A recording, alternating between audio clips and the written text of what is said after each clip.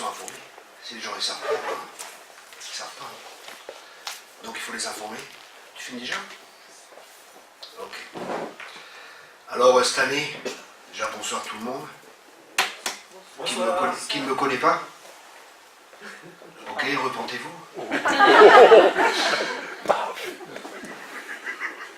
Alors comme tous les ans on organise des camps, cette année on a 3 camps. On a un camp à Perguillot, c'est à 1 heure de Bordeaux, c'est près d'Agen. Et cette année on aura comme orateur Giancarlo, c'est un juif messianique. Il a beaucoup de miracles, il a implanté des églises un peu dans le monde entier, des écoles bibliques. Très fort aussi prophétiquement, beaucoup de guérisons, guérisons physiques et surtout l'amour du Père. Alors là, très très fort, rempli d'amour, l'amour du Père se manifeste puissamment. Et là, vous pouvez venir en camping, en dur, enfin il y a plein de possibilités, tout est marqué sur le prospectus. Après, on a un camp à la Terre Promise, c'est en Alsace, comme vous savez. Hein. La Terre Promise, c'est l'Alsace, c'est le pays où coule la bière et la choucroute. Et là, comme orateur, on aura un homme que j'ai rencontré surnaturellement dans l'avion, ça serait trop long à expliquer, mais c'était vraiment, je me suis trompé de place, j'étais assis à côté de lui, en fin de compte, c'était vraiment, voilà, c'était vraiment, et il était responsable de Jeunesse en Mission au Royaume-Uni pendant plusieurs années, mais il était sec, et il m'a dit, pendant 6 mois, il a cherché Dieu, et là, il a eu une expérience avec Dieu, Dieu l'a emmené au ciel, toute sa théologie est tombée par terre, donc c'est quelqu'un qui a quelque chose à dire. Vous savez, j'écoute toujours les gens qui portent du fruit. Jésus a dit venez l'arbre aux fruits. Si quelqu'un dit quelque chose et qu'il ne vit pas ce qu'il prêche, c'est pas très intéressant. Ok? J'aime bien entendre des gens qui vivent des choses et qui prêchent ce qu'ils vivent. Ensuite, on a un grand dédié à Vannes, c'est au bord de mer. Ça sera du 22 juillet au 28 août. Les dates sont à chaque fois indiquées aussi. Hein. Et là, on a Rick Otlong qui va venir, c'est le responsable de Partner in Harvest, ceux qui ont vécu un réveil. Et c'est vraiment un homme qui a le cœur pour le réveil. Il travaille aussi avec Heidi Baker. Il est responsable pour l'école biblique Heidi Baker au Royaume-Uni. Donc c'est vraiment des pointures qui viennent. Oui. En plus, la nourriture est très bonne. Si vous pouvez venir, venez. Sinon, prenez des prospectus, encouragez vos amis, vos ennemis, que tout le monde vienne. Quand ils rencontrent Jésus, ils deviennent vos amis, s'ils étaient vos ennemis avant. Mon dernier livre aussi, et c'est la publicité, Naturellement, surnaturel, comment vivre le surnaturel, naturellement dans la vie de tous les jours, c'est possible, c'est pour ça qu'on a été créé. Voilà. Mon peuple périt, faute de connaissance.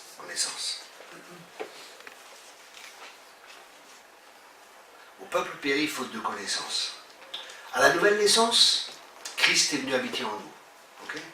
Quand un homme est né de nouveau, quand tu es né de nouveau, ça veut dire que l'Esprit de Dieu vient habiter dans notre esprit et nous devenons une nouvelle créature à ce moment-là. D'accord? Jésus a dit, si un homme n'est pas de nouveau, il ne peut pas avoir le royaume de Dieu. Tu peux avoir une religion, même une religion chrétienne, c'est pas ça qui te sauve, c'est Jésus-Christ qui sauve. Une rencontre avec Jésus, une rencontre surnaturelle, notre vie commence surnaturellement, et à ce moment-là, on rentre dans un royaume qui s'appelle le royaume de Dieu. On est transporté d'un royaume des ténèbres où nous étions avant, et nous sommes transportés dans un autre royaume, le royaume de Dieu. Dans ce royaume, il y a d'autres lois, il y a un autre fonctionnement que dans le royaume des ténèbres. Par exemple, dans le royaume des ténèbres, c'est tu ne pardonnes pas à tes ennemis, tu n'aimes pas tes ennemis. Dans le royaume de Dieu, Dieu nous dit aimez vos ennemis, pardonnez. Là, il y a des principes qui sont complètement différents d'un royaume à l'autre. Et nous, nous venons du monde, tout le monde vient du monde, hein, et on a été transformé dans un royaume glorieux, le royaume de son Fils. Okay? Et dans ce royaume, ça fonctionne différemment. Et c'est pour ça que c'est important pour nous de connaître Jésus, c'est très bien, mais si on ne connaît pas la présence de Jésus, si on ne connaît pas les principes de Jésus, si on ne connaît pas la volonté de Jésus, on ne pourra pas avancer. Donc ce qui est important pour nous, ce que nous sommes aujourd'hui, c'est ce qui nous a influencé dans le passé. Ce que nous sommes aujourd'hui, c'est ce qui nous influence. Et ma question est, qu'est-ce qui nous influence? Il y a plusieurs choses qui peuvent nous influencer. Et ce qui nous influence aura un incident sur nous. Et il y a 2 choses qui nous influencent principalement. Bien sûr, les amis, l'église dans laquelle nous sommes, Mais il y a aussi ce que nous voyons et ce que nous entendons. Qu'est-ce que tu entends? Quel est le message que tu entends? Est-ce que tu entends vraiment tout le conseil de Dieu? Est-ce que tu entends vraiment la vérité, celle qui va te rendre libre? Celle qui t'affranchit? Parce qu'il y a des messages qui sont donnés même dans l'Église, qui ne sont pas forcément en accord avec la parole de Dieu. C'est des messages humains. Pourquoi est-ce qu'il y a des messages dans l'Église qui n'ont rien à voir avec la parole de Dieu? Par exemple, il y a un message qui dit que être pauvre, c'est être pieux. Est-ce que Jésus dit réellement cela? Et pourtant, pendant des siècles, l'Église a cru qu'être pauvre est synonyme d'être pieux. Être petit, n'a rien à voir. Être pauvre, alors tu es un bon chrétien. Après, Dieu a commencé à travailler. Souvent, quand il y a de nouvelles révélations qui viennent, l'Église, elle la met dans des extrêmes. Quand il y avait la guérison, alors c'était pas guéri, c'est pas normal, et ainsi de suite. Il y a des extrêmes qui étaient là. Après, il y a la délivrance qui était là. Alors on voyait des démons partout. Même où il n'y en avait pas, ils chassaient des démons, les gens. On en connaît comme ça. Ils chassaient des démons partout, ils n'existaient même pas. Ils inventaient des démons. Après, il y a eu la prospérité aussi, le message sur la prospérité. Et là aussi, il y a eu des extrêmes. Mais c'est pas parce qu'il y a eu des extrêmes dans la guérison, c'est pas parce qu'il y a eu des extrêmes dans la délivrance, c'est pas parce qu'il y a eu des extrêmes dans la prospérité qu'il faut jeter l'eau du bain avec le bébé. Il faut garder ce qui est bon. C'est pour ça que la Bible elle nous dit examinez toutes choses et gardez ce qui est bon. Et notre rôle en tant que chrétien, c'est d'examiner. Et c'est pour ça que Dieu nous a donné sa parole, qui est la vérité, et son esprit. Cet esprit qui nous enseigne et qui nous conduit dans toute la vérité. C'est pour ça que quand vous entendez un message, ce qui est important, la parole, Dieu nous dit que vous avez reçu l'onction. Et l'onction vous enseigne toutes choses. Qu'est-ce que ça signifie? Est-ce que ça signifie qu'on a besoin de personne? On n'a pas besoin des ministères? Non, sinon Dieu n'aurait pas donné des ministères. Qu'est-ce que ça signifie réellement? L'onction vous enseigne toutes choses. L'onction vous enseigne toutes choses signifie simplement quand tu entends un message, l'onction qui est en toi, elle te dira c'est juste ou c'est faux. Elle va attester, parce que l'Esprit de Dieu va attester à ton esprit. Mais nous pouvons avoir des forteresses, nous pouvons avoir des raisonnements, nous pouvons avoir des hauteurs qui vont s'opposer à la connaissance de Dieu et qui vont nous empêcher de recevoir la vérité. Moi, pendant des années, on m'a dit, une femme ne peut pas avoir de ministère. Et alors que j'ai fait? J'ai prié. Et j'ai demandé l'avis à celui qui sait tout. Ma fille, elle dit, ah, j'aime bien celui-là, c'est mon chéri, elle a 5 ans. Alors j'observe, mais il n'y a rien, tout va bien. C'est mon chéri, il sait tout. Je dis non, il n'y a que Dieu qui sait tout. Elle me dit non, lui, il sait tout. Il sait plus que mon frère, David. Je dis attends, ton frère, il a 10 ans, lui, il a 5 ans, il ne sait pas autant. Si, il sait tout. Je dis bon, d'accord. Alors, aller-retour, discussion pendant une demi-heure à table, il sait tout. Bon, en fin de compte, il ne sait pas tout, elle a reconnu, il ne sait pas tout, mais il sait beaucoup de choses. Il sait beaucoup de choses. J'ai dit c'est bien, il n'y en a qu'un seul qui sait tout, c'est Dieu. C'est Dieu. Et c'est pour ça, ce qui est important pour nous, c'est de développer une relation personnelle avec Dieu. Alors une relation personnelle avec Dieu, parce que le but de la théologie signifie la connaissance de Dieu. Théos, Dieu, et logie, c'est la connaissance. Donc pour nous, ce qui est important, c'est de connaître Dieu. Mon but, disait l'apôtre Paul, c'est de le connaître. Lui et la puissance de sa résurrection. Mais l'image que nous avons de Dieu va influencer toute notre vie et toute notre théologie. Quelle est l'image que tu as de Dieu? Jésus l'a dit, celui qui m'a vu a vu le Père. Celui qui m'a vu a vu le Père. Et Jésus allait de lieu en lieu. Il envoyait des maladies. Il mettait des démons dans les personnes. Il frappait les gens. Il faisait du bien partout où il allait. Et il détruisait les œuvres du diable. Amen. Amen. C'est pour ça, pour nous, avoir une bonne théologie, c'est Jésus-Christ. Une bonne théologie, c'est Jésus. Comment est Jésus? Comment était Jésus? Comment vivait Jésus? Parce que quand on observe et qu'on étudie la vie de Jésus, et qu'on apprend à connaître Jésus, on voit comment est Dieu. Puisqu'il a dit, montre-nous le Père et cela nous suffit. Et Jésus a dit, ça fait si longtemps que je suis avec vous, me demandes encore comment est le Père, comment est Dieu. Parce que quand il est venu, Jésus, des gens qui étaient religieux, des gens qui étudiaient la parole de Dieu, des gens qui lisaient la parole de Dieu, qui croyaient connaître la parole de Dieu. Et effectivement, ils avaient une interprétation de la parole de Dieu. Mais quand Dieu lui-même est venu, ils ont dit tuez-le. Et ils ne l'ont pas reconnu. Qui es-tu pour te faire fils de Dieu? Pourtant, lui, il connaît Dieu. Mais vous voyez comme quoi des enseignements, une mauvaise perception de Dieu peut nous empêcher de recevoir des choses de Dieu. Parce que quand il y avait des malades, et des pharisiens, il y avait plein de sortes de gens qui étaient là. Et il y a des gens qui recevaient quelque chose de la part de Jésus, et d'autres ne recevaient rien. Pourquoi? Parce qu'il y en a qui venaient avec une attitude différente. Il y en a qui venaient avec une attitude en sachant, waouh, je vais recevoir une guérison. Et il y en a d'autres, waouh, il va se passer quelque chose pour mon fils, il va se passer quelque chose pour ci, pour ça. Et il y en a d'autres qui venaient avec un esprit critique, un esprit de jugement, un esprit religieux. Et vous savez ce qu'ils ont reçu? Ils ont aussi reçu quelque chose de Jésus, des remontrances. Et pourquoi il leur disait ça? Pas parce qu'il les aimait pas, mais parce qu'il les aimait. La Bible dit que Jésus aimait, Jésus est amour. Il aimait les pharisiens. Mais la Bible dit aussi qu'il lui tendait des pièges. Il lui posait des questions pour lui tendre des pièges. Et à cause de ça, il ne pouvait rien recevoir parce qu'il avait une mauvaise attitude. Et pour nous, c'est important de comprendre comment est Dieu. Parce que ça, c'est le fondement. Et ça va influencer toute notre vie. Ta perception de Dieu, la perception que nous avons de Dieu, va influencer toute notre vie. Comment voyons-nous Dieu? Comme un radin? Comme quelqu'un qui veut nous faire souffrir? Comment le vois-tu? Tout ce que Dieu a créé, il a créé pour que ça grandisse et pour que ça se multiplie. Tout ce que Dieu a créé dans la nature, on le voit, il a créé pour que ça grandisse et pour que ça se multiplie. Y compris l'être humain. Quand tu avais 5 ans, comme ma fille, tu n'étais pas pareil que maintenant, c'est à 50 ans. Il y a eu un changement, tu as grandi. Et Dieu veut qu'on grandisse. Et il veut même qu'on se multiplie après, qu'on se marie, qu'on ait des enfants et qu'on se reproduise. Tout ce que Dieu crée, il a créé pour que ça grandisse et pour que ça se multiplie. Et dans notre vie chrétienne aussi, la Bible dit qu'il y a différentes étapes. Il y a des bébés spirituels qui sont encore au lait. Après, il parle des enfants. Après, il parle des jeunes hommes. Et après, il parle des mères et des pères spirituels. Et on voit qu'il y a une croissance qui est là. Et cette croissance, elle se fait à travers quoi?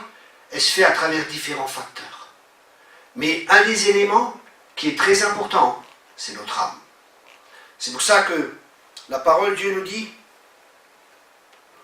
dans la 3e épître de Jean, verset 2, c'est l'apôtre Jean qui dit cela. Il parle à un de ses disciples. Et il dit, bien-aimé, je souhaite que tu prospères à tous égards et sois en bonne santé, comme prospère l'état de ton âme. Bien-aimé, je souhaite que tu prospères à tous égards et sois en bonne santé, comme prospère l'état de ton âme. Et cela, j'aimerais te demander, comment va ton âme? Comment va ton âme? Parce que ton âme va influencer toute ta vie. Qu'est-ce que c'est que l'âme? Bonne question. Comme vous le savez, nous sommes composés d'un corps, d'un esprit et d'une âme. À la nouvelle naissance, notre esprit est né de nouveau. On reçoit l'Esprit de Dieu qui vient habiter dans notre esprit de Dieu et qui vient régénérer.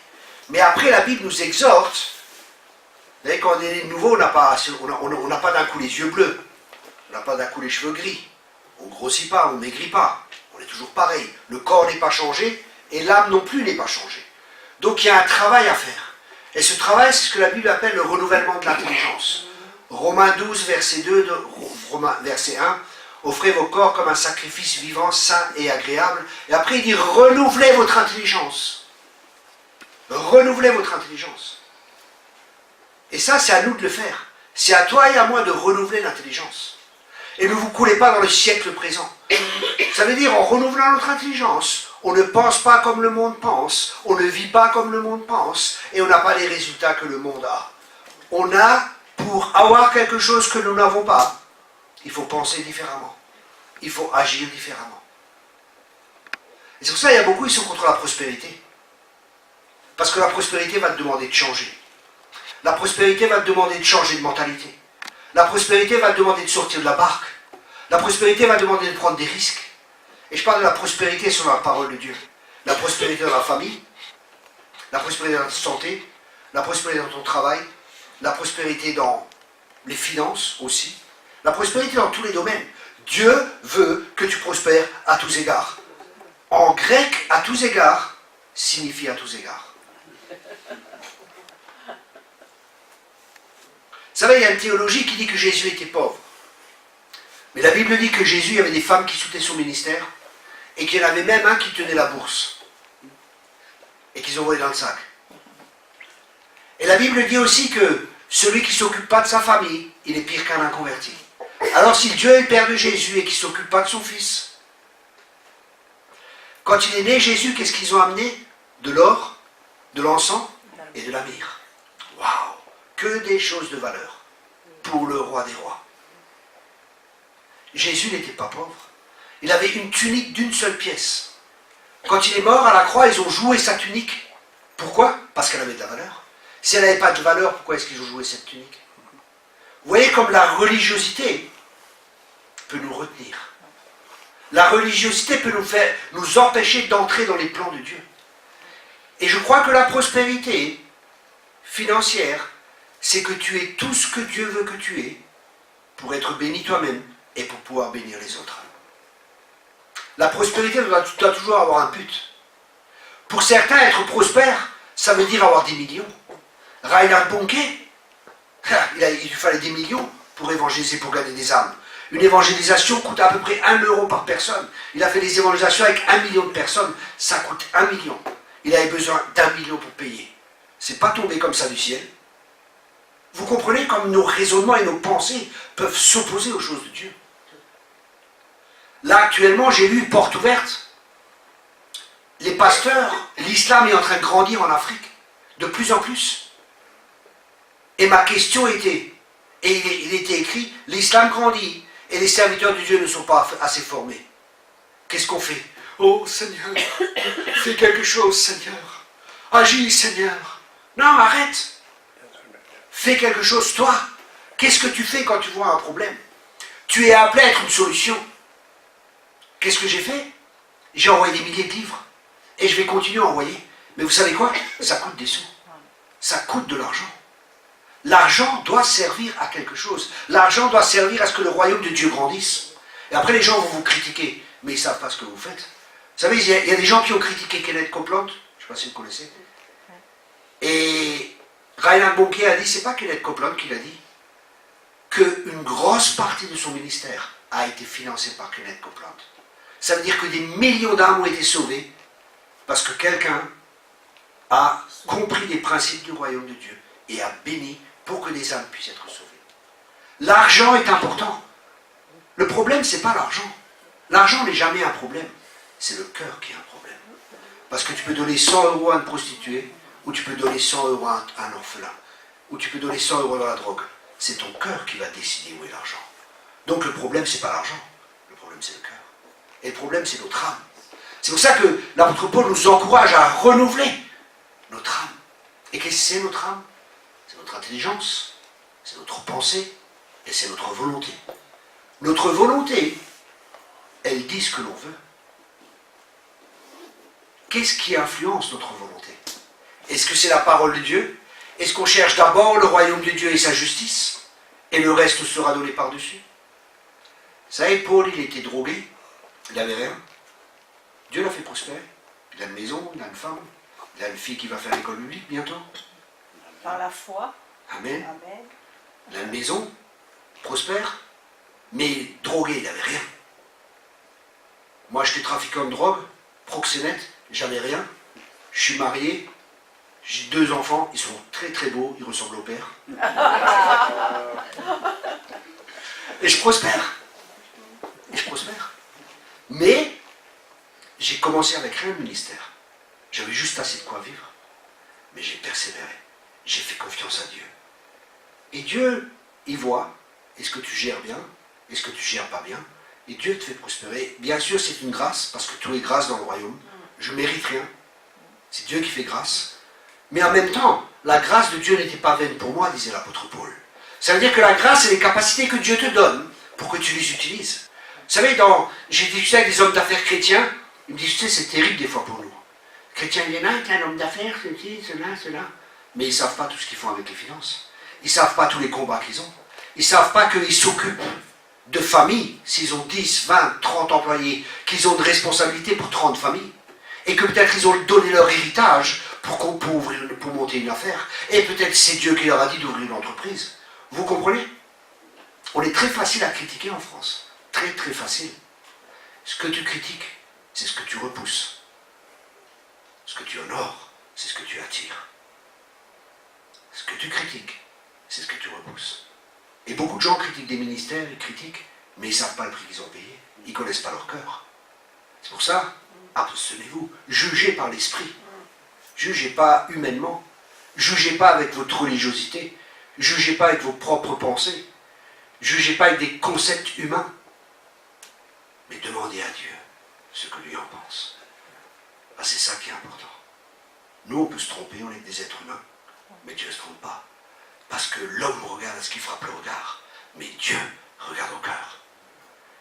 Je connais un serviteur de Dieu. Il a un caractère des fois Mais un jour, j'étais assis à côté de lui. Et d'un coup, Dieu m'a ouvert les yeux. Et j'ai vu son cœur. Et dans son cœur, il y avait une lumière qui sortait. Waouh! Je dis waouh! Un cœur pur. La gloire de Dieu était là et se manifestait. Soyons prudents. Ne jugeons pas simplement. Réfléchissons. Ça aussi, c'est une caractéristique, c'est quelque chose que Dieu nous a donné. Hein. L'intelligence. Un chrétien, ce n'est pas quelqu'un de bête. Hein. C'est quelqu'un d'intelligent. Parce qu'il a le Saint-Esprit. Daniel, la Bible dit que Daniel avait une intelligence 10 fois supérieure. 10 fois supérieure aux magiciens et à toutes ces personnes. 10 fois supérieure. Qu'est-ce que ça signifie pour nous? Ça signifie que les inventions, normalement, elles devraient peut-être venir de l'Église. Les entreprises, ça devrait peut-être venir de l'Église aussi. Parce qu'on est appelé à être la tête et non la queue. On est sous une nouvelle alliance. Mais parce qu'on ne connaît pas réellement Dieu, parce que des fois, les gens ont des concepts de Dieu, des forteresses, des raisonnements, une mauvaise vision de Dieu, ils ne vont pas ouvrir d'entreprise. Ils auront peur. Est-ce que Dieu veut? Est-ce que Dieu ne veut pas? Est-ce que Dieu veut? Est-ce que Dieu ne veut pas? Au lieu d'ouvrir une entreprise, commencer à se lancer, à se développer et à générer des finances pour le royaume de Dieu. Parce que ça va venir de plus en plus. De plus en plus d'entrepreneurs vont se lever dans l'église. Parce que la religiosité, ça va diminuer de plus en plus. Parce que de plus en plus, tout le conseil de Dieu va être prêché. La Bible dit que dans la fin des temps, la connaissance augmentera. Pourquoi est-ce que les gens du monde devraient avoir de l'argent? Pour faire plein de choses négatives avec, peut-être. Bien qu'il y ait des gens du monde qui sont très riches. Vous savez, il y a des gens très riches dans le monde. Comme Bill Gates et tout ça, ils ont décidé qu'ils ont ouvert un club. Et pour faire partie de ce club, il faut être très riche. Mais il faut donner la moitié de sa fortune pendant sa vie. Oui, mais les riches, c'est comme ceci, les riches, c'est comme cela. Être riche, c'est un état d'esprit. Les riches ont une autre mentalité que les pauvres. Ils ont une autre manière de penser. Pourquoi les enfants des riches, ils prospèrent, et pourquoi les enfants des pauvres, des fois, ne prospèrent pas? Bien souvent, il y a une mentalité qui est différente. Il y a une manière de penser qui est différente. Et on va avoir tout ce week-end pourquoi certains prospèrent et pourquoi certains ne prospèrent pas. Le but, c'est que vous prospériez. Bien-aimé, je souhaite que tu prospères à tous égards. À tous égards, comme prospère l'état de ton âme. Et que tu sois en bonne santé. Ça signifie que notre santé et notre prospérité dans tous les domaines, je parle de la famille aussi, hein. Un bon père de famille, bien éduquer ses enfants, tout ça, ça fait partie de la prospérité. C'est pas juste les finances, hein, parce qu'il y a des choses qui sont plus importantes que les finances. Avoir une bonne famille, c'est plus important que les finances. Vous savez, les gens riches, ils sont malheureux. Parce qu'ils n'arrivent pas. Ce qui nous donne vraiment notre bonheur, c'est Jésus. C'est de le connaître lui et d'être avec lui. Mais si tu n'as pas d'argent, si tu n'arrives pas à nourrir tes enfants, c'est quand même difficile. Vous êtes d'accord avec moi? Ok. Là, moi, je suis dans une église et j'ai dit, est-ce que vous voulez prospérer? Ceux qui veulent prospérer, levez la main. Ceux qui ne veulent pas prospérer, venez après, je vais vous imposer les mains sur la tête pour que vous réfléchissiez, pour que vous pensiez normalement.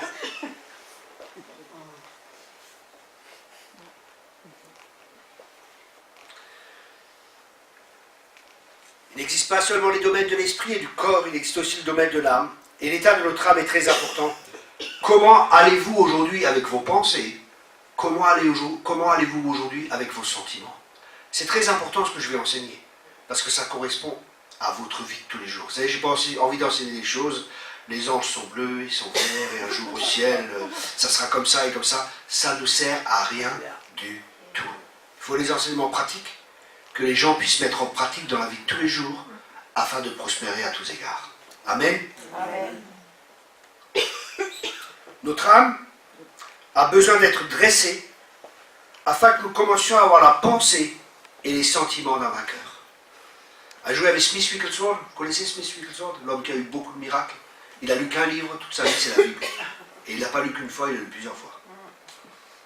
Et un jour, il était là et il voit une femme avec un chien, un petit chien, et la femme appelle le chien, viens mon petit, viens mon petit. Et le petit chien, mais viens ici mon petit, viens ici maintenant. Et là, il est venu. Et Dieu a parlé à ce moment-là à Smith Wigglesworth, il a dit, tu vois, c'est ainsi que tu dois parler à ton âme. Est-ce que tu parles à ton âme? Dans le monde, on dit que tu es fou si tu te parles à toi-même. Moi, je te dis que tu es fou si tu ne te parles pas à toi-même. Je répète cela. Dans le monde, on dit que tu es fou si tu te parles à toi-même. Moi, je te dis que tu es fou si tu ne te parles pas à toi-même. Frère, nous avons besoin d'un verset biblique. Pas de souci. David disait, ô mon âme, bénis l'Éternel, et n'oublie aucun de ses bienfaits.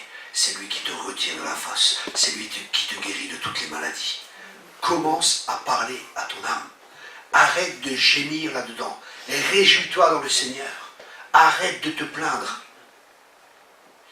Ça va pas, les fractures, c'est si difficile. Dieu pourvoira à tous mes besoins avec richesse et gloire. L'Éternel est mon berger, je ne manquerai de rien. Commence à prendre la parole de Dieu et à parler la parole de Dieu, à te parler à toi-même. Commence à te remplir de la parole avant de pouvoir la parler. Parce que tu ne pourras pas la parler si tu n'es pas rempli de la parole. C'est pour ça que l'apôtre Paul dit que la parole de Dieu habite richement dans votre cœur. Et quand tu es rempli de la parole de Dieu, elle va renouveler ton intelligence. Parce que la parole de Dieu, elle est vivante, elle est efficace, elle ne revient pas sans avoir accompli ce pourquoi Dieu l'a envoyé. Tout ce que Dieu fait, il le fait avec une semence.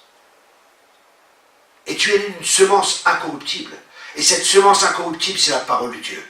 Amen. Amen. Cette semence, elle est incorruptible. Et c'est la parole de Dieu. Mais cette semence ne doit pas rester une semence. Cette semence doit grandir. Et un principe dans la parole de Dieu, c'est que chaque semence, elle contient ce qu'elle va produire. Ça veut dire qu'il y a des semences de guérison là-dedans. Il y a des semences pour la prospérité. Il y a des semences pour ta famille. Il y a des semences pour l'éducation de tes enfants. Il y a des semences pour la sagesse. Il y a des semences pour savoir comment parler avec les autres. Il y a des semences pour le relationnel. Il y a des semences pour tous les domaines de notre vie.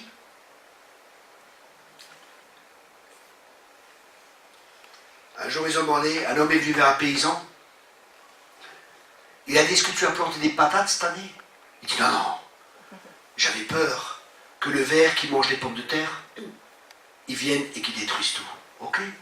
Est-ce que tu as planté des haricots? Non, non, j'avais peur que le ver qui mange les haricots, il vienne et... Hein? Est-ce que tu as planté du blé? Non, non, j'avais peur avec le vent, les tempêtes et tout. Non, non. Qu'est-ce que tu as planté? Pas rien. Qu'est-ce que tu vas récolter si tu ne sèmes pas? Rien. Dieu nous donne des semences et nous avons un champ. Et ce champ, c'est notre cœur. Que plantons-nous dans notre cœur? Oh, je plante rien. Bah, tu n'auras rien. Qu'est-ce qui influence notre vie? Que croyons-nous? Que mettons-nous en pratique? C'est ce qu'on va obtenir. Ce qui nous influence va influencer nos décisions. Nos décisions vont influencer nos habitudes. Et nos habitudes vont former notre caractère. Et notre caractère, avec tout le reste, fait qu'on obtiendra ce qu'on a semé. Ne vous y trompez pas. On ne se moque pas de Dieu. Ce qu'un homme sème, c'est ce qu'il récolte. La vie que tu as aujourd'hui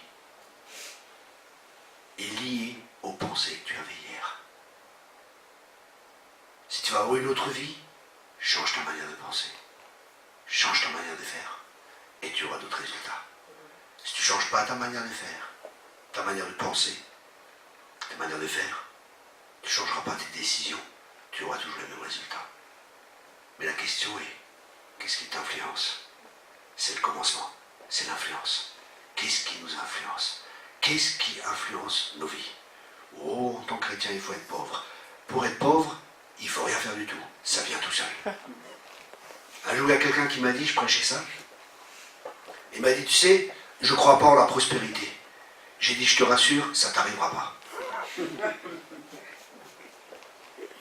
Pour prospérer, c'est 99% de sueur et 1% d'aspiration.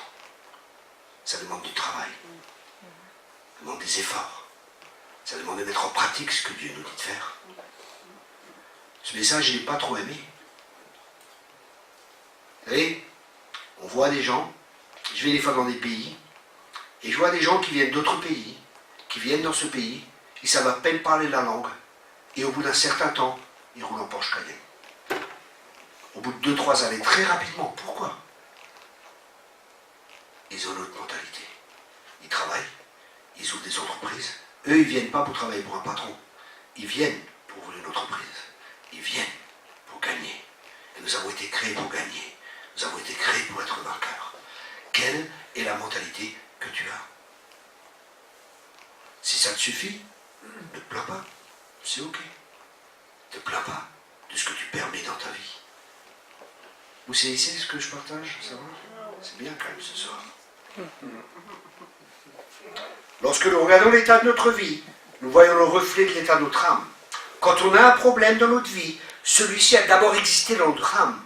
Si on est triste, c'est parce que notre âme nous empêche d'être joyeux. Ça va? Vous savez, des fois, moi ça m'arrive, hein, tristesse qui vient ou quelque chose qui vient. Je me dis, c'est quoi ça? Et il n'y a même pas de raison, quoi. Enfin, c'est spirituel aussi. Hein. Je dis, non, mais qu'est-ce que tu as à plaindre, quoi? Arrête de te plaindre, tais-toi et réjouis-toi. Et réjouis-toi dans le Seigneur. Sois rempli de joie, sois rempli du Saint-Esprit. Réjouissez-vous toujours dans le Seigneur. Amen. Réjouissez-vous. La joie est une force. Dernièrement, il y a quelqu'un qui m'a prophétesse, qui m'a envoyé une parole. Il me dit, je vois que tu as une onction pour l'enseignement et que tu es beaucoup attaqué, tu es beaucoup critiqué, mais les gens ne peuvent rien dire parce que tes enseignements sont bibliques. Et tu as beaucoup de joie, et tu prêches d'une manière pas conventionnelle, et tu as beaucoup de joie. Garde cette joie, et ne t'occupe pas des gens, parce que Dieu va s'occuper de leur cœur. Je dis, yes, Lord. Merci, Seigneur. Amen. Vous savez, quand vous allez commencer à avancer, il y en a qui voudront vous retenir. Le diable, c'est sûr, mais aussi des frères et des sœurs. C'est pour ça, des fois, quand tu avances, des fois, tu dois quitter les gens. Si je n'avais pas quitté les gens quand j'étais dans la drogue, et à la prostitution, si je n'avais pas quitté le milieu, je serais retourné peut-être. Ne vous y trompez pas. Les mauvaises fréquentations corrompent les bonnes mœurs, dit la Bible. Ceux que tu fréquentes vont t'influencer. Qui fréquentes-tu? Est-ce que tu fréquentes des gens de foi, des gens remplis du Saint-Esprit, des gens remplis de la parole de Dieu qui vont t'encourager? Ou est-ce que tu fréquentes des frères qui ont un ministère de découragement? Ça n'ira jamais. C'est pas possible. Oh non, c'est pas possible. Ils vont toujours te décourager. Dieu te donne une idée, ils vont dire ça n'ira pas. C'est trop dur. Tu n'y arriveras pas. C'est sûr que tu n'y arriveras pas. Sans Dieu. Mais avec Dieu, je ferai des exploits. Alléluia. Tout est possible à celui qui croit. Amen. On est des gens de foi. Quand Dieu te donne une vision, si c'est vraiment une vision de Dieu, tu n'arriveras jamais à l'accomplir tout seul. Si tu as une vision et que tu arrives à l'accomplir tout seul, je te garantis, et je peux prophétiser qu'elle n'est pas de Dieu. Parce que Dieu te donnera toujours quelque chose que tu ne pourras pas accomplir sans lui. Parce que Dieu veut qu'on collabore avec lui pour lui donner toute la gloire. sinon tu prendras la gloire pour toi-même. J'ai fait ci, j'ai fait ça, regardez-moi, je et moi et moi. C'est la Sainte Trinité, le je, moi et moi. Hein? Si la prospérité n'arrive pas, c'est parce que notre âme est en train de l'empêcher. Si on est faible, c'est que notre âme vit en faiblesse. Si on est pauvre, c'est que notre âme est pauvre. Comme prospère l'état de notre âme, donc par une âme pauvre, et on peut avoir une âme prospère. Et nous allons voir pendant ce week-end les caractéristiques d'une âme pauvre et d'où vient l'influence d'une âme pauvre. Une des influences, je l'ai déjà dit, c'est la religiosité. Ah, il ne faut pas que tu prospères, il faut que tu sois pauvre. Dieu ne veut pas que tu prospères, parce que tu vas prospérer, tu vas être orgueilleux. Vous savez, je connais des gens riches, ils sont très humbles. Je connais des millionnaires, ils sont humbles comme tout. Parce qu'ils savent que ce qu'ils ont, c'est par la grâce de Dieu. Et ils savent que ce qu'ils ont, ça ne leur appartient pas. Ils sont gérants de ce qu'ils ont. Vous comprenez la mentalité? C'est une toute autre mentalité. Et ils donnent, Dieu leur dit, envoie 50 000 là-bas, ils envoient 50 000 euros. Envoie 100 000 là-bas, ils envoient 100 000 euros. Mais moi, je veux être pauvre.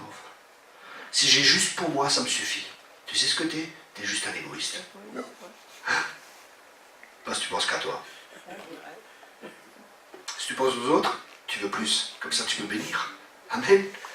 Parce que ta coupe doit déborder. Amen. Elle doit être remplie pour toi-même et elle doit déborder pour que tu sois un sujet de bénédiction. Abraham, Dieu a donné de la force pour qu'il soit fort riche. C'était Moïse. Et Abraham, il l'a béni pour qu'il soit une bénédiction. Quand Dieu nous bénit, c'est pour qu'on bénisse les autres. Amen. Quand tu es béni, tu vas bénir et plus tu bénis. Et moi, si je suis un père, j'ai 6 enfants. J'ai un paquet de bonbons. Je le donne à un et je l'observe. Il va dans son coin, il mange tous les bonbons. Je dis ok, la prochaine fois je donne à un autre, un de mes autres enfants. Et lui il prend le paquet, il en mange un, et il va chez tous les frères et sœurs, il dit qui en veut. À qui je vais le donner la prochaine fois? Vous avez compris? À Thierry. Si notre âme est dans la fosse, notre vie aussi. Si notre âme est délivrée, notre vie s'épanouit à la lumière. Dans Job 33, verset 28, Job dit « Dieu a délivré mon âme pour qu'elle n'entre pas dans la fosse et ma vie s'épanouit à la lumière. » Waouh! Dieu a délivré mon âme pour qu'elle n'entre pas dans la fosse et ma vie s'épanouit à la lumière. Sa parole est la lumière. Il est la lumière du monde. Et il est la parole de Dieu. Et la lumière doit aller en croissant dans notre vie. On doit aller de gloire en gloire et de victoire en victoire. Quelles sont les victoires que nous avons cette année comparé à l'année dernière que nous n'avions pas? Et pourquoi avons-nous ces victoires? Pourquoi est-ce qu'il y a eu du changement? Parce qu'il y a des choses que nous avons crues que nous ne croyons plus maintenant. Moi, les choses que je croyais à l'époque, je ne crois plus maintenant. Pourquoi? Parce que la parole de Dieu, elle m'a montré la vérité. Et là, j'avais un combat avec la vérité et ce que je croyais. Parce que ce que je croyais que c'était la vérité. Et quand tu es confronté à la vérité, comment tu réagis? Est-ce que vous recevez sa parole avec douceur dans votre âme, comme nous exhorte Jacques? Ou est-ce qu'on résiste et on s'oppose à la connaissance de Dieu? Parce que ça ne correspond pas à notre théologie. Ça ne correspond pas aux enseignements qu'on a reçus. Moi, j'ai reçu plein d'enseignements, ils étaient faux. Et pourtant, c'était avec la parole de Dieu, à coups de versets. Mais ce n'était pas les enseignements justes. Et Dieu a commencé à me parler. Il m'a montré ça, c'est faux. Moi, je pense comme ça. Moi, je veux ça. Je veux ça et je veux ça. Je dis, waouh. Qu'est-ce que j'ai dû faire? J'ai changé de manière de penser. Et pas j'ai changé de manière de penser, j'ai changé de manière d'agir. Et pas j'ai changé de manière de penser et d'agir, j'ai eu d'autres résultats. Si tu veux d'autres résultats, change ta manière de penser. Tu es l'architecte de ta vie. Et nous, on n'est pas des chrétiens musulmans, hein. Inch'Allah, si Dieu veut, il fera. Inch'Allah, Inch'Allah. Et Inch'Allah, si Dieu veut, il fera. Il y a des chrétiens, ils sont musulmans. Ils sont là, si Dieu veut, il fera, il me donnera. Si Dieu veut, il me donnera un travail. Donc je reste au lit le matin, je ne vais pas chercher de travail. Dieu va me donner un jour du travail, Inch'Allah, Inch'Allah. Non, on n'est pas des musulmans, hein. On est des chrétiens. Amen. Et on ne doit pas avoir cette mentalité. Il y a plein de chrétiens comme ça dans les églises. Ah ben si Dieu veut, ben il fera. J'aurai un travail. Si Dieu veut, j'aurai une nouvelle voiture. Tu sais quoi? Tu peux attendre longtemps. Si tu ne te lèves pas, tu ne vas pas travailler. Le travail, il ne va pas te tomber dessus comme ça. Vous êtes d'accord avec moi? C'est tout simplement du bon sens. Vous voyez, la religion, des fois je discute avec des gens, je me dis, ah, ils n'ont aucune connaissance de la parole de Dieu. Là, j'étais quelque part, et je prophétise, voilà, il y a une femme, vous avez vécu ça, vous avez vécu ça, vous avez vécu ça, et Dieu veut faire ça et ça dans votre vie. Venez après vers un des responsables de l'église ou un des anciens, ou venez vers moi pour qu'on prie pour vous, pour qu'on s'occupe de vous. Quelque temps après, une semaine après, personne ne bouge. Personne n'est venu. Une semaine après, elle m'écrit, oui, écoutez, tout ce que vous avez décrit, ça m'est arrivé, mais est-ce que vous, mais je n'ai pas osé venir, et est-ce que vous pensez que c'était pour moi? Dieu veut faire quelque chose, est-ce que vous pensez que c'est pour moi? Mais d'où c'est qu'elle a ces pensées? De penser que c'est pas pour elle. À votre avis, mauvaise image de soi? Dieu pense pas à moi? Vous savez, des fois, les gens, ils peuvent se paraître spirituels. Non, non, vous savez, moi, mes problèmes, Dieu ne va pas s'occuper. Il y a d'autres, ils ont beaucoup d'autres problèmes. En disant ça, qu'est-ce que ça révèle comme manière de penser? Ça révèle que vous avez un petit Dieu. Parce que Dieu est tellement grand qu'il peut aussi s'occuper de chacun de nos besoins et des besoins du monde entier. Amen. Ça nous montre la petitesse, l'étroitesse d'esprit. Donc il y a une solution pour toute situation dans la vie. Et la solution pour toute chose dans la vie passe par corriger l'état de notre âme.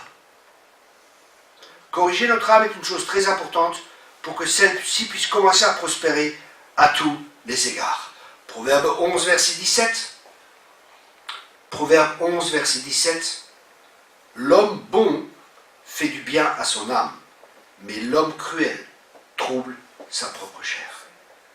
Psaume 23, verset 3, vous connaissez tous. Hein? Il restaure mon âme, il me conduit dans les sentiers de la justice. Ça ne veut pas dire qu'on ne passe pas par la vallée de l'ombre de la mort. Mais sa houlette et son bâton nous rassurent. Des fois, on passe par des situations difficiles. Dieu n'a jamais dit que tu ne passeras pas par des situations difficiles. Mais dans toutes les choses par lesquelles on passe, Dieu a toujours un objectif. C'est qu'on apprenne à le connaître davantage. C'est qu'on place notre foi en lui.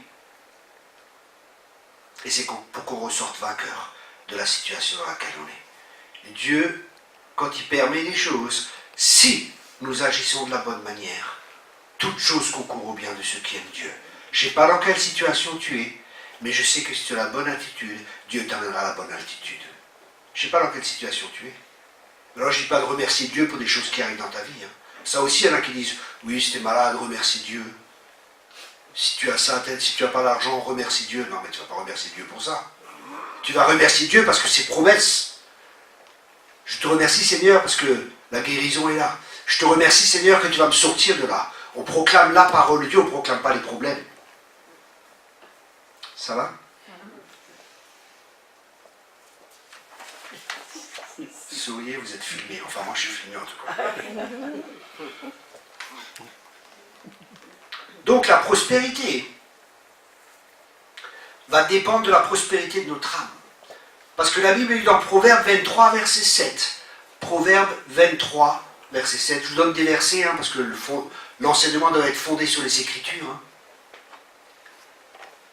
Car il est comme les pensées de son âme. Ça veut dire que les pensées de notre âme vont influencer toute notre vie. Celui qui dirige ta manière de penser, c'est celui qui dirige ta vie. Celui qui influence tes pensées, c'est celui qui influence ta vie. C'est pour ça que ce livre de la loi ne s'éloigne point de ta bouche. Médite-le jour et nuit, afin de réussir dans tout ce que tu entreprends. Vous savez pourquoi les Juifs réussissent? Parce qu'ils sont bénis. C'est une chose. Parce qu'ils méditent ce livre. Méditer, c'est pas juste lire, c'est parler. Médite ce livre, qu'il ne s'éloigne pas de ta bouche. Il se parle la parole de Dieu. Après, il y a l'éducation aussi. Il y a plein de principes quand vous allez chez les Juifs. Quand vous allez chez les Juifs, très rarement, ou très souvent, quand je suis allé chez les Juifs, je voyais une grande bibliothèque, je voyais beaucoup de livres, je voyais beaucoup d'instructions. Ils s'instruisent, ils lisent, ils s'éduquent. Je vois qu'un père, il enseigne ses enfants. Est-ce qu'en tant que parent, vous enseignez vos enfants? Moi, tous les soirs, je suis assis avec mon fils, j'ouvre le livre des Proverbes, je lis avec lui les Proverbes. Je dis, tu comprends? Regarde, ça Dieu, La crainte de l'Éternel, c'est le commencement de la sagesse. Et après, il prie. Il dit, Seigneur, merci que papa il a acheté ce livre. Merci que papa prend du temps pour m'enseigner. Il est conscient. Vous voyez, il pense en termes de génération. Ils ne pensent pas juste pour eux, ils pensent à leurs enfants. Dieu a choisi Abraham parce que la Bible dit que Abraham, il a enseigné ses enfants et les petits-enfants. C'est notre rôle d'enseigner nos enfants. Si nous avons des enfants, si on n'a pas, on ne peut pas le faire. Mais quand on a des enfants, c'est notre rôle. Mais vous voyez, dans la culture juive, la culture hébraïque, il y a plein de principes qu'on peut prendre, qui sont excellents pour nous, qui sont très bons pour nous. Et les Juifs, comme par hasard, ils prospèrent. Pourquoi? Parce qu'ils sont bénis. Et toi, tu n'es pas béni. La Bible dit qu'on est dans une meilleure alliance qu'eux. Aïe. Oui, mais tu comprends, frère. Cette alliance dans laquelle nous sommes n'a rien à voir avec les finances. Ah bon? Vous voyez, toutes les pensées qu'on peut avoir. Et comment on peut mélanger le spirituel avec le naturel. Parce qu'on a une pensée grecque. La pensée juive, il n'y a pas deux mondes. Le spirituel influence le naturel et le naturel influence le spirituel. C'est pour ça que Dieu nous demande de prier. Parce qu'on va influencer. Ce que nous faisons sur la terre va influencer les cieux.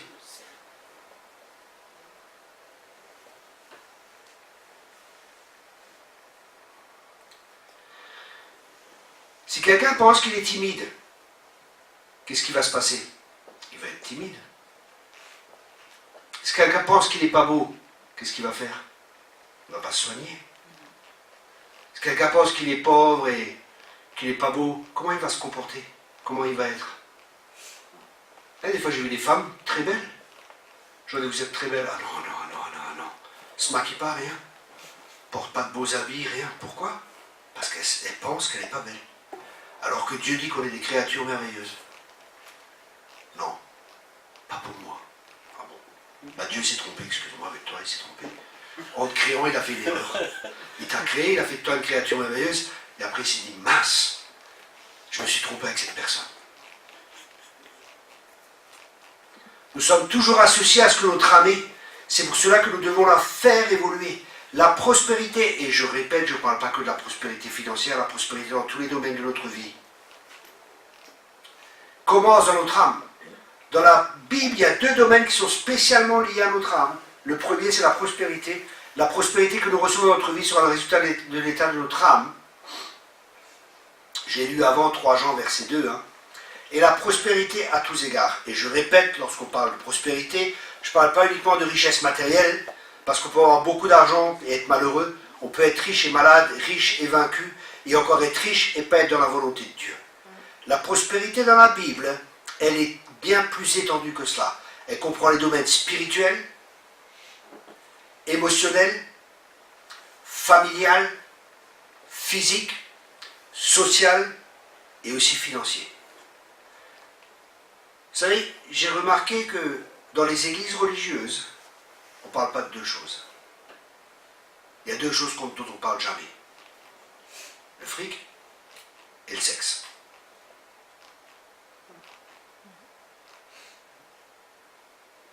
L'argent et le sexe. L'argent, il ne faut pas en parler, et le sexe, il ne faut pas en parler. Ah bon? Pourtant, la Bible en parle. La Bible parle de la sexualité, et la Bible parle d'argent. Mais vous voyez comment on sépare le monde et la vie de tous les jours avec notre monde religieux. L'église, ce n'est pas le dimanche, c'est le royaume de Dieu, c'est chaque jour. Et le royaume de Dieu ne consiste pas en parole, mais en puissance. Et le royaume de Dieu, c'est la justice, c'est la joie et la paix par le Saint-Esprit. La justice, la joie et la paix par le Saint-Esprit. Et si tu n'arrives pas à nourrir tes enfants, tu n'es pas trop joyeux, tu n'es pas trop en paix. Vous comprenez? Comme quoi tout est lié, toutes ces choses sont liées. Jésus, qu'est-ce qu'il a fait? C'est intéressant. Et ça, on entend malheureusement trop peu souvent. Ésaïe 53, verset 11. Ésaïe 53, verset 11. À cause du travail de son âme, il rassasiera les regards. À cause du travail de son âme. À cause du travail de son âme, il rassasiera ses regards. par sa connaissance pour serviteur juste, il justifiera beaucoup d'hommes et il se chargera de leur iniquité. Il est question de qui ici? Il est question de Jésus. Qu'a fait Jésus? Il a fait un travail dans son âme. Avec la parole de Dieu. Et nous aussi, devons faire un travail dans notre âme. Vous savez, le changement commence dans notre âme, commence dans notre cœur. Si tu penses toujours de la même manière et que tu agis toujours de la même manière, c'est une illusion de croire que tu auras d'autres résultats. Change ta manière de penser. Inscris-toi à l'école biblique par correspondance de Thierry Kopp et ta manière de penser va changer. Et tu seras transformé. Ou viens ici, une fois par mois, ou à Paris, une fois par mois, pour les internautes. L'école biblique à Paris, l'école biblique à Colmar, parce que je veux porter des fruits. Et je veux faire des disciples. Et je sais que pour influencer les gens, je dois influencer leur manière de penser. Un leader, qu'est-ce qui définit un leader? Un leader, c'est quelqu'un qui influence. Mais la question est, comment influences-tu? Hitler était un leader, il a influencé négativement. Il y a des leaders qui influencent positivement. Vous savez, j'ai dans des églises où tous les gens prospèrent dans l'église. Il y a plein d'entrepreneurs qui sont levés. Toute la ville a même été touchée. Même la ville a commencé à prospérer. Waouh! Parce qu'il y a des enseignements qui sont là. Si ces choses ne sont pas enseignées, comment voulez-vous que les gens aient la foi? Parce que tout se fait par la foi. Si je suis dans une église où on ne prêche pas la guérison, vous croyez qu'il y aura des guérisons? S'il y a une église où on ne prêche pas la délivrance, vous croyez qu'il y aura des délivrances? Parce que Dieu confirme toujours sa parole par des signes, des miracles et des prodiges. C'est pour ça que l'apôtre Paul il a dit, je vous ai annoncé tout le conseil de Dieu. Tout le conseil de Dieu. Pas juste une partie de la Bible, ce qui correspond, ce qui me plaît ou ce qui ne me plaît pas. Tout le conseil de Dieu. Et nous avons besoin de tout le conseil de Dieu. Amen. Amen. Moi j'en ai besoin. Et chacun de nous en a besoin. Et Dieu, je le répète, il est bon. Et parce qu'il est bon, il est intéressé à tous les domaines de notre vie. Santé, famille, éducation des enfants. Dans tous les domaines de notre vie, la réponse, quand on a des problèmes dans des domaines de notre vie, la réponse se trouve là, dans la parole de Dieu. Dans la parole de Dieu, il y a la réponse pour tous les domaines. Dieu est intéressé comment tu es avec ta femme. Dieu est intéressé comment tu es avec ton mari. Dieu est intéressé comment tu vis en tant que célibataire. Dieu est intéressé comment tu éduques les enfants. Dieu est intéressé comment tu gères tes finances. Et c'est pour ça, il veut que tu prospères et il te donne des clés. Avant qu'il puisse rentrer dans le pays, Josué, il lui a dit que ce livre de la loi, ne s'éloigne point de ta bouche. Médite le jour et nuit. C'est-à-dire pense-y continuellement, réfléchis dessus. Réfléchis avec ta tête et avec ton cœur. La méditation, c'est un lien entre la tête et le cœur. Ça veut dire réfléchir profondément. Méditer, se parler à soi-même la parole de Dieu.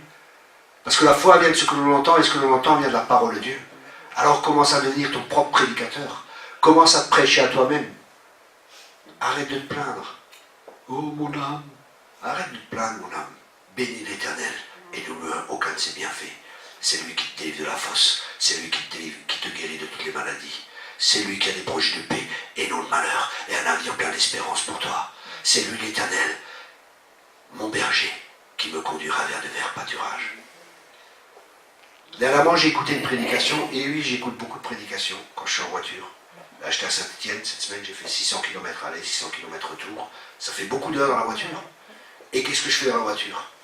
J'écoute la radio, avec les nouvelles du monde, tout va mal, ça, ceci, ça. Donc, qu'est-ce que je fais? J'ai acheté des CD, et j'écoute les CD. Pas les miens, hein, ton prédicateur. Et j'écoute, et j'apprends, et je me laisse enseigner. Je ne sais pas où je suis. Thierry, mais tu as déjà une école biblique et tu sais tellement de choses. Tu sais quoi? Plus je sais, plus je me rends compte que je ne sais rien. Et je veux apprendre plus et plus et plus et plus, parce qu'il y a plus. Amen. Amen. J'investis beaucoup de finances dans mes livres, dans des CD. J'investis beaucoup. Là encore, j'ai commandé 4 livres là. Mais pas de n'importe qui. Je regarde, j'écoute. Et quand je vois que c'est des bons livres, et que c'est des bons enseignements, en général, quand je trouve un bon enseignant, j'achète tout ce qu'il a. Sérieux, Paul aussi. Hein. Paul aussi, il achète tout. Vous allez chez Paul, c'est comme chez moi. Lui, il a un peu moins. Moi, j'ai plus. Maintenant, bientôt, il va avoir plus parce que, non, l'avantage que j'ai, c'est parce que je parle anglais et allemand. Et il y a des livres en Angleterre, enfin en anglais, en langue allemande ou en langue anglaise, qui n'existent malheureusement pas en France. Ça, c'est mon avantage. Donc je lis beaucoup d'enseignements et des choses d'Allemagne, ici et ça. Et je vais dans les églises en Allemagne. Et dans les églises, il y avait du marbre par terre en Allemagne. Waouh! Un jour, j'étais en Afrique, et je vois la voiture du pasteur. Mercedes 500. Écoutez bien ça. Ah, je me dis, purée, les gars, les gens sont quand même pauvres ici. Et où la Mercedes 500, bon, qu'il a acheté un 4x4, ça va, mais une Mercedes 500. Et je pense ça. Et après, je rentre dans l'église, ça, je m'assois. J'étais assis devant parce que c'était la place pour les VIP, pour les pasteurs. Et le prédicateur, il vient, il se met devant moi comme ça. Il ne savait rien, le gars. Il me dit, mais tu sais pas de qui il a eu cette voiture, peut-être on lui a offert. Il ne savait rien, j'ai parlé à personne. C'était juste moi et Dieu. Donc Dieu a dû lui parler pour qu'il me dise ça. J'ai baissé ma tête. Si Dieu bénit quelqu'un, je suis qui, moi? Dieu nous teste aussi avec ça. Mais dans ma tête, c'était pas méchant. C'était juste, voyez. Mais si Dieu bénit quelqu'un, est-ce que tu es jaloux quand ton frère est béni? Est-ce que tu es jaloux quand le veau gras a été tué? Luc 15, connaissez, c'est ça? Moi, tu m'as donné un petit chevreau. Dieu ne veut pas te donner un petit chevreau, il veut te donner un veau gras. Amen. Il veut te donner l'abondance. Parce que Jésus est venu pour que nous ayons la vie. Et la vie en abondance. Amen. Je te remercie, Seigneur, pour ta parole. Et je te remercie, Seigneur, que ta parole ne reste pas sans effet. Tu dis dans ta parole que le diable vient pour voler ta parole, pour voler la parole dans les cœurs. Et je prie, Seigneur, que ces paroles qui ont été semées ce soir soient des semences et que ces semences portent du fruit 30, 60 et 100 fois pour que ton peuple, pour que l'Église puisse prospérer à tous égards, pour que le monde puisse voir que malgré les difficultés, malgré les problèmes, nous sommes un peuple heureux, nous sommes un peuple béni parce que tu nous as bénis de toute bénédiction. Et nous voulons, à travers les bonnes œuvres aussi que nous faisons, pas juste à travers nos paroles, mais à travers les bonnes œuvres que nous pouvons faire, en aidant les pauvres, en semant, en annonçant ton évangile, en créant peut-être des hôpitaux, les orphelinats, en créant plein de choses, Seigneur, que ton nom soit glorifié et révéler ta bonté à ce monde qui se perd. Merci, Père, de nous aider encore à changer de mentalité pour avoir ta mentalité, pour avoir les mêmes pensées, les mêmes sentiments qui étaient en Christ. Aide-nous, Père.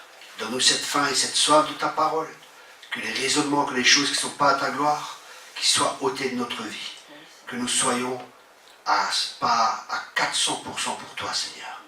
Aide-nous, Seigneur. On a besoin de ta grâce.